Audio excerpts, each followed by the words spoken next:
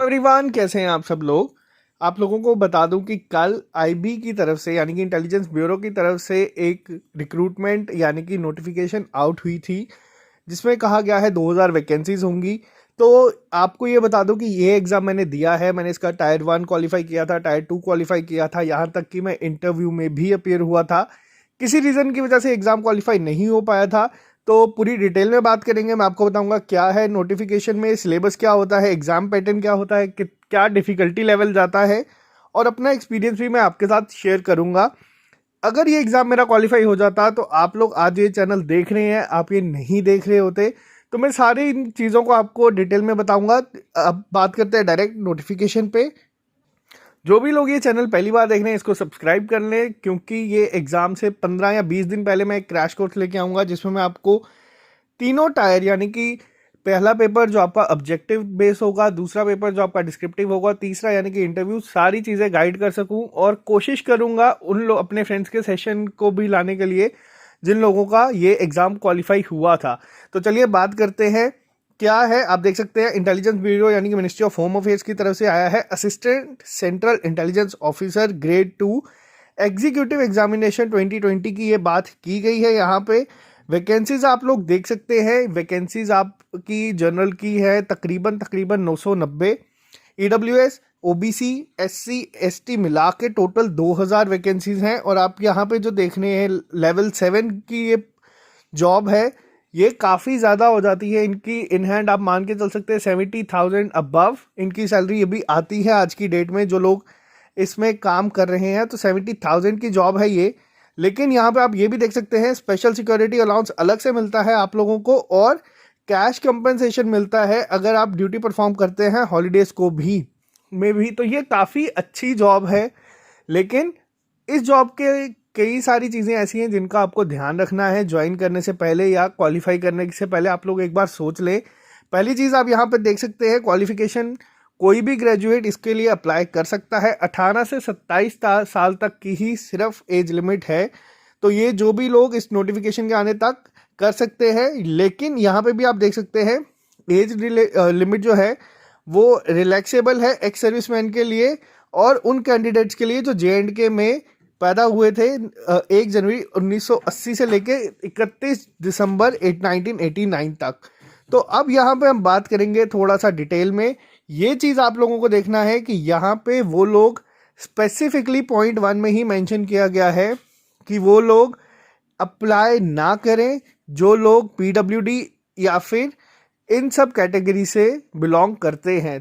क्योंकि आपको पता है आईबी की पोस्ट है, तो इसके लिए आप लोगों को थोड़ा सा ध्यान रखना है। ये लोगों के लिए स्पेसिफिकली मेंशन किया गया है कि आप लोग यहाँ पे अप्लाई नहीं कर सकते। इसी के साथ तो आप लोग यहाँ पे ये भी देख सकते हैं नंबर ऑफ वैकेंसी जो है वो प्रोविजनल है और चेंज हो सकती हैं, या तो बढ़ सकती है या तो कम हो सकती है। इसी के साथ जो आपकी अपॉइंटमेंट होगी इस पोस्ट के लिए वो टेम्परेरी लिखा गया है। लेकिन however appointment in permanent capacity will depend on various factors governing permanent appointment in such post in force at that time. तो आप लोगों को ज़्यादा घबराने की ज़रूरत नहीं है, आमतौर पे सब हो जाते हैं। लास्ट डेट जो है अप्लाई करने की 9 जनवरी है इसकी। अब मैं बात करूंगा सीधा यहाँ पे जम्मू कश्मीर में अगर आप लोग हैं तो सेंटर जम्मू में भी है, आप लोग अप्लाई कर सकते हैं। लेकिन ये टायर 1 के लिए होगा, टायर 2 का सेंटर जम्मू में नहीं था। मुझे चंडीगढ़ जाना पड़ा था एग्ज़ाम देने के लिए और इंटरव्यू भी चंडीगढ़ में ही हुआ था। तो अब बात करते हैं यहाँ पे पूरा डिटेल में। मैं आपको बताऊंगा क्या क्या इस एग्ज़ाम में चीज़ें होती हैं। आप यहाँ पे देख सकते हैं जो आपका पहला एग्ज़ाम होगा इस बार ये ऑनलाइन मोड पे है, पिछली बार ये ऑफलाइन मोड पे था।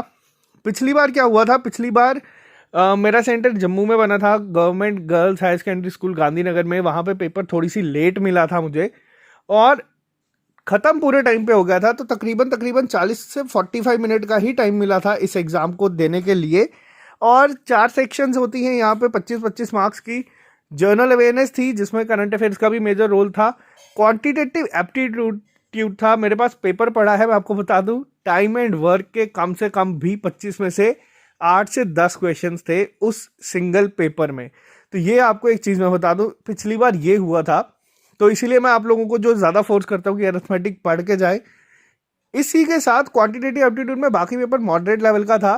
टाइम एंड वर्क के क्वेश्चन काफ़ी ही ज़्यादा थे। Numerical analytical logical ability reasoning जो थी वो काफ़ी अच्छी थी, मतलब आपको सोचना पड़ेगा क्वेश्चन का आंसर मार्क करने के लिए, और बहुत ही अच्छे लेवल का पेपर था। बिल्कुल ऐसा नहीं था कि केक वॉक थी कि आप न्यूमेरिकल एनालिटिकल रीजनिंग में कर ले, लेकिन पेपर का लेवल मॉडरेट था कहीं ना कहीं। इसी के साथ आपकी आती है जनरल लैंग्वेज, इंग्लिश लैंग्वेज। यहाँ तक आपको बताऊँ, पिछली बार जो सिलेबस था वो सिर्फ इतना था, इस बार जनरल स्टडीज़ को भी ऐड किया गया है, तो ज़्यादा फर्क नहीं पड़ेगा। 20-20 मार्क की आपकी 5 सेक्शंस हैं, 1 घंटे का पेपर होगा, 100 मार्क्स का। जो भी बच्चे आप यहाँ पे देख सकते हैं, यहाँ पे मेंशन था, आगे होगा तो मैं आपको वो भी बता दूंगा। ये पेपर आप लोग जब क्वालिफाई कर लेंगे, नेगेटिव मार्किंग भी है इसमें, तो आप लोगों को टायर 2 देने का मौका मिलेगा, जिसमें आप लोगों को क्या आएगा पेपर में, वापस से 1 घंटे का पेपर होगा, 50 मार्क्स का होगा, डिस्क्रिप्टिव टाइप पेपर होगा। ये ऐसे लिखना होगा, ऐसे लास्ट टाइम था, सोशल मीडिया के ऊपर था जहाँ तक मुझे याद आ रहा है।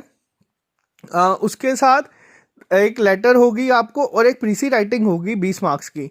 तो ये आपको था, पिछली बार क्या था, ये लिखा गया था कि या तो ऐसे लेटर होगा या तो प्रीसी, लेकिन पिछली बार तीनों चीज़ें पूछी गई थी, 3 चीज़ें पूछी गई थी, एक ऐसे था, एक प्रीसी थी और एक रीडिंग कम्प्रीहेंशन पूछा गया था, लेटर नहीं थी। तो आपको ये भी बता दूं, तो 3 चीज़ें पूछी गई थी, ये तीनों की तीनों एग्जाम में आई थी पिछली बार।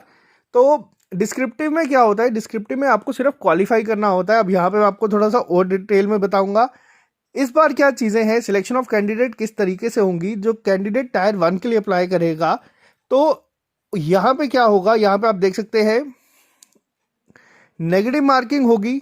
और इसी के साथ साथ आपको देखना है यहाँ पे, in order to achieve qualitative selection recruit the best available talent there would be cut off marks, तो पहले से ही डिसाइडेड है। कट ऑफ आपको क्लियर करना है। अगर आप जनरल से हैं आपको 35 मार्क्स चाहिए, ओबीसी ईडब्ल्यूएस के लिए 34, एससी एसटी के लिए 33, तो ये आपको पहले से ही डिसाइडेड है, प्री डिसाइडेड है। आज से पहले अगर आप लोगों ने एग्जाम दिया है LIC AAO में भी प्री डिसाइडेड था कि आपको 50% मार्क्स सेक्शन में चाहिए, तो आपको ये मार्क्स लेके आने ही आने हैं। इसी के साथ अगर हम बात करें, जब अगर यहाँ पे क्या होता है, पिछली बार यहाँ पे एक चीज़ का ध्यान रखना है, पिछली बार जब हम लोगों ने टायर 2 दिया था उसमें सिर्फ आप लोगों को 33% मार्क्स यानी कि 17 नंबर लेके आने थे, तो आप लोग इंटरव्यू में अपीयर कर सकते हैं। तो हो सकता है कि अगर आप लोग यहाँ पे इतने मार्क्स लेके आए, मिनिमम मार्क्स 35 अगर सपोज आपके हैं, 36 आपके हैं, आपको टायर 2 देने का मौका मिले। लेकिन जो फाइनल सिलेक्शन होगी वो आपके टायर 1, टायर 2 और टायर 3 पे डिपेंड करेगी, तीनों के मार्क्स कंबाइन। तो इसकी बहुत ज़्यादा वैल्यू है। जो लोग सिलेक्ट हुए थे मेरे साथ, उन लोगों का टायर 1 बहुत ही ज़्यादा अच्छा गया था, 65-70 मार्क्स के बीच में उन्होंने स्कोर किया था और उन लोगों की सिलेक्शन इसमें हो गई थी फाइनल। अब बात करते हैं यहाँ पे पॉइंट नंबर 3 में आप देख सकते हैं 10 टाइम्स नंबर ऑफ वैकेंसीज के बच्चों को बुलाया जाएगा, यानी कि 20,000 के करीब करीब। उसके बाद आप लोगों का टायर 2 होगा, जिसमें मैंने आपको बता दिया 33% मार्क्स होंगे, यानी कि 17 होने चाहिए 50 में से।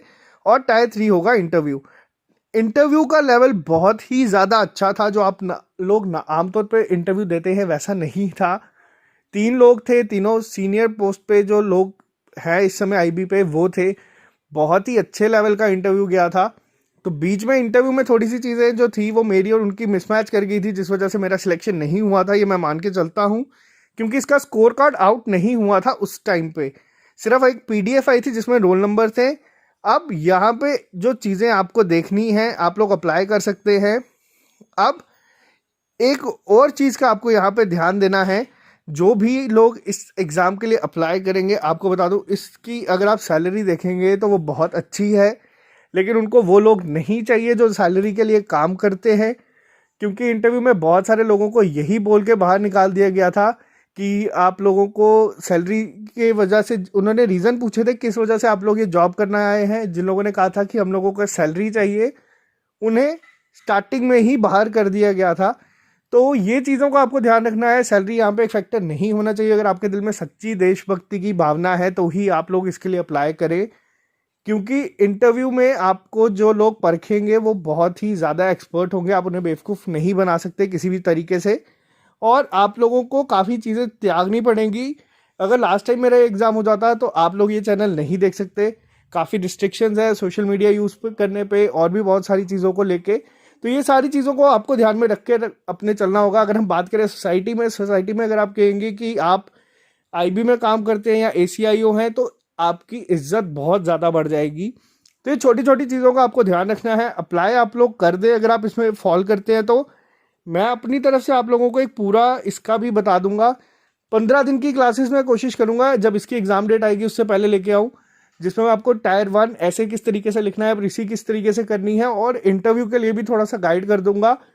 जो चीज़ें करके बच्चे सिलेक्ट हुए हैं वो भी, और जो चीज़ें करके मैं सिलेक्ट नहीं हुआ हूँ वो भी मैं आपको बताने की कोशिश करूंगा। तो आज के लिए सिर्फ इतना ही। अप्लाई कर दे, अच्छी जॉब है। मिलते हैं आप लोगों से कल नए लेक्चर के साथ। Okay guys, bye bye, take care, all the best.